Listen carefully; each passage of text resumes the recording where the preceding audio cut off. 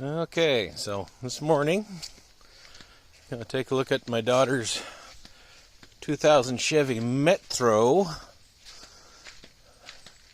It seems to have some kind of a transmission problem. Doesn't like to move so much. We picked this up a couple years ago. Paid a whopping $500 for it. Changed the spark plugs, changed the engine oil, put new tires, and the tires on it were sketchy. I'm lucky I made it home with them. That's really all I've ever done to this car, which is pretty remarkable. That Suzuki engine that's in there, I gotta say, I'm pretty impressed.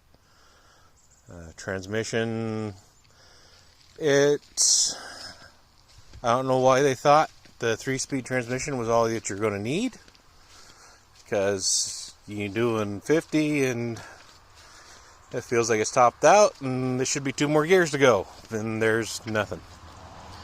So of course we do the right thing and run it up to 70 anyways and just let the Susie scream, which she does pretty well, gotta admit. So let's take a peek here under the hood and see if we see anything that jumps out at us here. Alright, so here's our little Metro. Probably looks a lot better in the pictures than she does in person. She's had some more wounds. It's my daughter's first car, learning to drive. Mirror's been knocked off. She backed into actually our motorhome, and you see that split in the rear bumper and the license plate bulb, which actually still works, just dangling there. And rub mark on the wrist side. I have no idea where that came from. The roof was dented up a little bit when we first got it, but I think somebody actually walked around on top of this car after we got it. So, great. And it did come with a new battery, which was nice. Let's peek around. As you can see, it's obviously very dirty. Some of it's probably from transmission fluid I spilled, topping it off. It ran out once about a month ago, transmission fluid. I topped it off again, and it still wasn't driving right, so don't know what the dealio is there.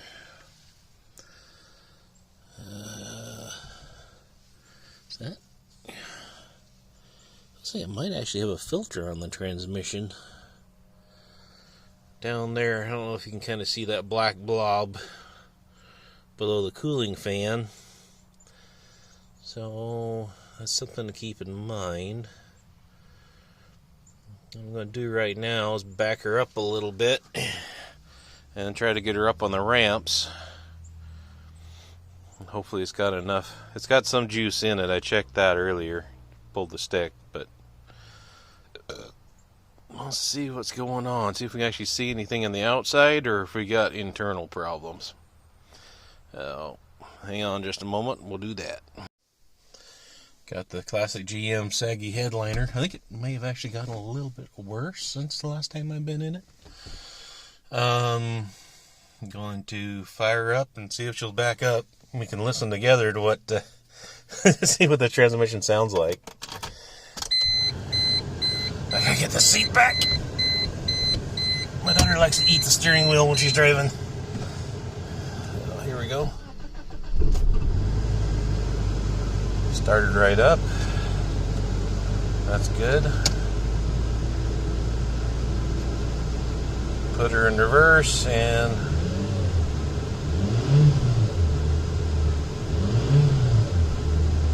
that's not good.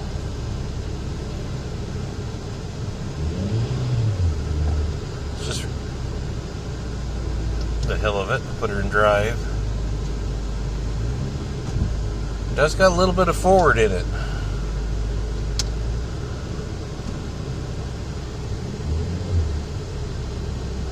Reverse is not happening. Which I gotta back her up before I can put her up on ramps. I don't have that much room in front of me to stretch the ramps up, I don't think. So, Let's take a look at her now that it's running and see if we can see anything. That's weird. I just put it in the park and the engine started to bog. Yeah. The engine runs like a little sweetheart.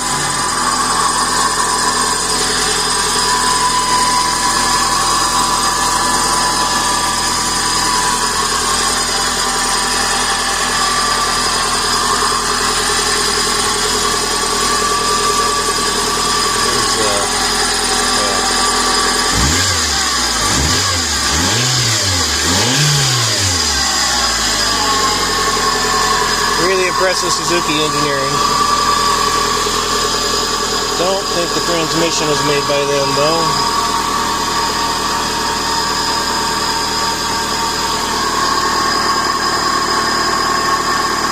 Don't have any training fluid to put in her.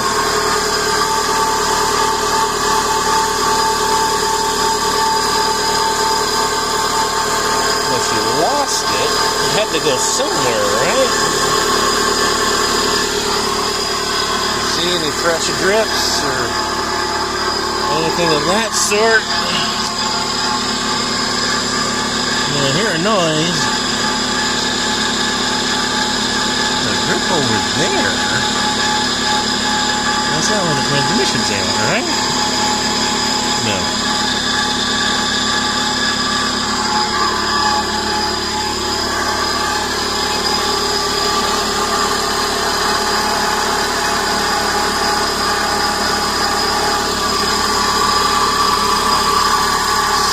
There's a horrible sound.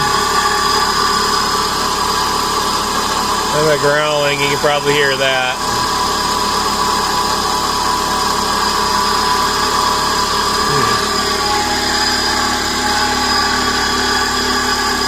Seems to be coming more from over here.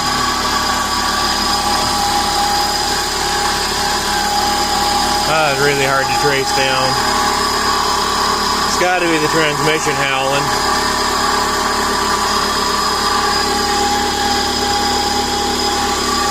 Hoping I could see fluid leaking somewhere, but I just nothing.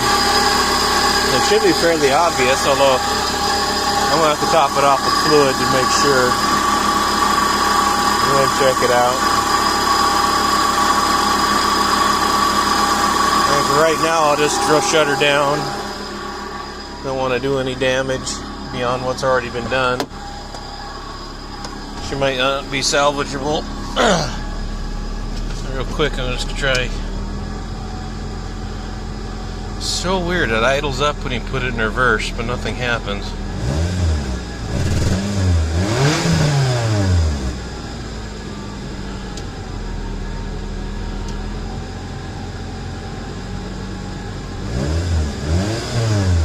Now nothing's happening in drive.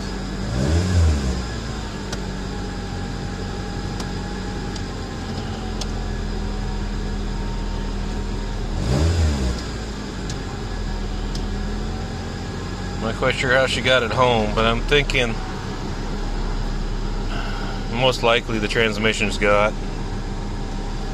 I gotta tell you what to do about that. It was only a $500 car. It's got, let me make that out there, 221,000 miles on it. But, you know, that engine,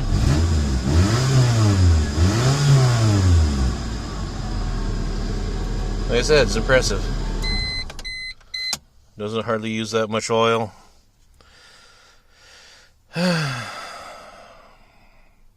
Heck, got the money in it right there. Just the fuel tank, almost halfway full. It's got $20 right there. Well, I might run and get some transmission fluid today. Top her off, see if I can see anything. I wonder if, I'm not 100% positive what fluid you're supposed to stick in this. I mean, I would assume it would be Dextron. Being it's got the GM badging and everything on it, but don't know for sure. I'll have to check it late in that.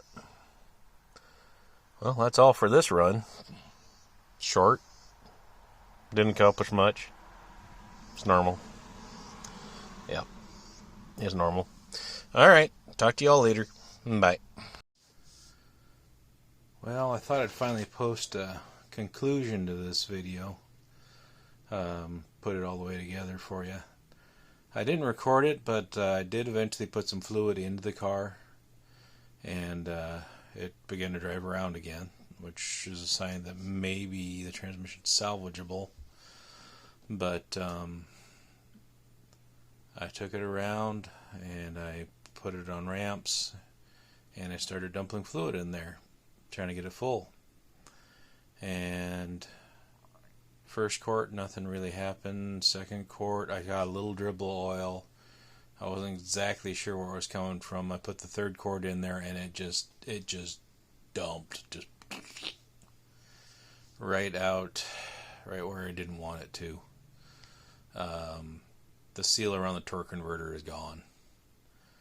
And in a project like that means pulling the engine or the transmission, which in these front wheel drive cars is not fun. It does still run pretty good. It's got a brand new set of tires on it. I hate to throw it away over what's probably a $20 seal, but it's probably a day and a half worth of work for me to pull that motor out and put a seal in it. It's hard. It's a hard decision. I still don't know for sure what I'm going to do. I'm leaning towards pulling the motor, putting a new torque converter seal in there, seeing if it'll go down the road again. But like I said, it's a day and a half of work, and I've got so many projects.